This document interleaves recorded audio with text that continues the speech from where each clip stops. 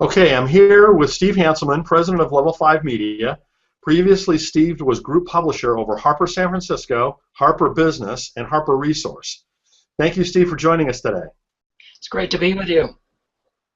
As you know, Frederick Buechner will soon be turning 90 years old. Is there anything you would like to wish him for this great milestone? My goodness, it is certainly an amazing milestone.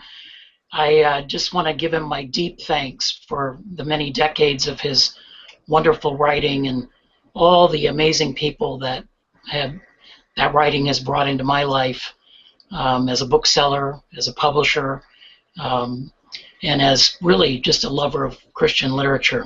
So I wish him great health and many more years to come. Thank you, Steve. I'm sure Mr. Buechner will be very appreciative of hearing from you. Next, can you tell me how you first learned of his work? Yeah, I remember it very well. I was a freshman at Mennonite Brethren College in California, Fresno Pacific, and it was the second half of the year, and I had started up a job working in the bookshop there. By then had become a pretty serious book addict, and I stumbled upon my first Fred Buechner book. I don't know that I could say his name properly back in those days, but very well remember picking up Telling the Truth, and what a profound impact that book had on me when I read it. I can imagine many people have said the same thing. What is it that most attracts you to his writing? You know, through the years and all the many books, I think what was always compelling to me was the way that he was combining both fiction and nonfiction writing, and they both just seemed to pour from him at a kind of unending, relentless pace. It reminded me of very much of Coleridge and the tension Coleridge felt between poetry and prose as, you know, forms of expression and, you know, communicating to the highest truths to people. That sort of engaging that tension between reality and the imagination, the tension between the way things are and the way they should be or might be. What kind of influence would you say that Mr. Buechner has had on your own career? Oh, it's been quite significant. I mean, from the beginning, as a young bookseller, I could see that he was one of those writers who appealed not only to readers but to aspiring writers themselves, and that's kind of a rare combination. You know, it's even the most hard-boiled critics and readers and writers that I've met along the way all hold Fred in the highest esteem. And you know, as I moved through bookselling and into publishing, the further up I would go in the ladder, the more and more fellow Buechner fans I found with me, and it's been a real joy in the journey to see that. Which of those books would you say has meant the most to you? Oh, definitely, I would say it's Telling the Truth, and you know, there's so many things about that book. I think one of the great lines in the book is not just to tell the truth, but to tell it in love. Just a line that has always stayed with me.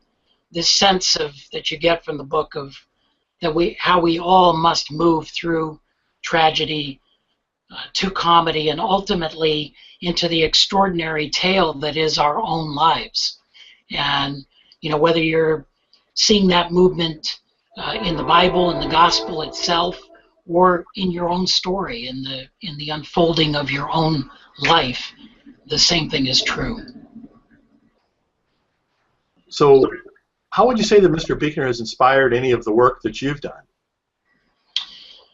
Well, it's funny. I'm presently working on a little project on Stoicism, and Stoics have a very great sense of the futility of anger and a lot of the emotions that we manage to fritter away much of our lives entertaining. And I think it was in Wishful Thinking, there's just this amazing quote that Fred has about anger, which I wanted to read, if you will, where he says, of the 7 deadly sins, anger is possibly the most fun.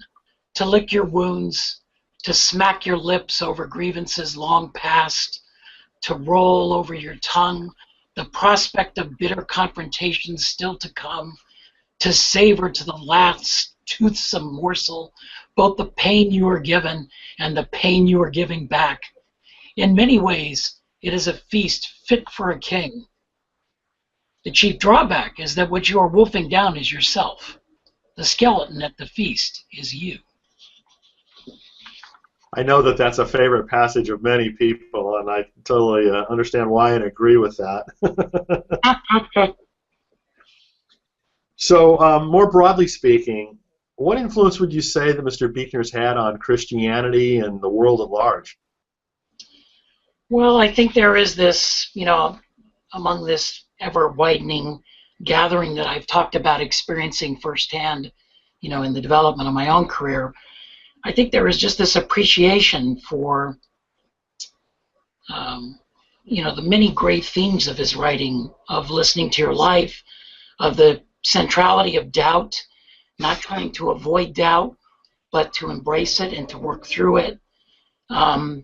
Just a kind of a joyful sense of what grace is, and its power in our lives, the importance of, telling the truth, that faith is a journey, it's a progressive unfolding, it's not dogma or a position that we take on something, it's more a movement towards something.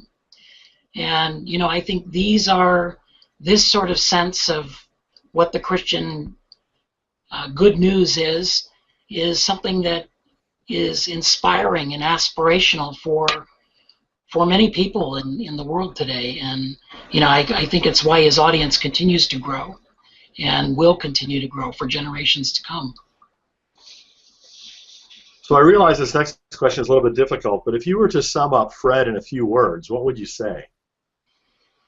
Oh my goodness. Fred is all about the power of story, of coming to terms with our own story. Going back to telling the truth, where he starts off talking about the preacher and is very much dealing with the reality of the preacher. There's another great insight there, and that is, at the beginning and the end, the preacher is a fabulist, not an apologist. The preacher is about the story and about doing justice to the story. And in that process is the truth, not in the process of being an apologist or making people think or believe like you do. That's really great, and I think quite insightful, Steve. Thank you very much for that. That concludes our interview. Thank you so much, Steve. I know that Mr. Buechner will greatly appreciate hearing from you.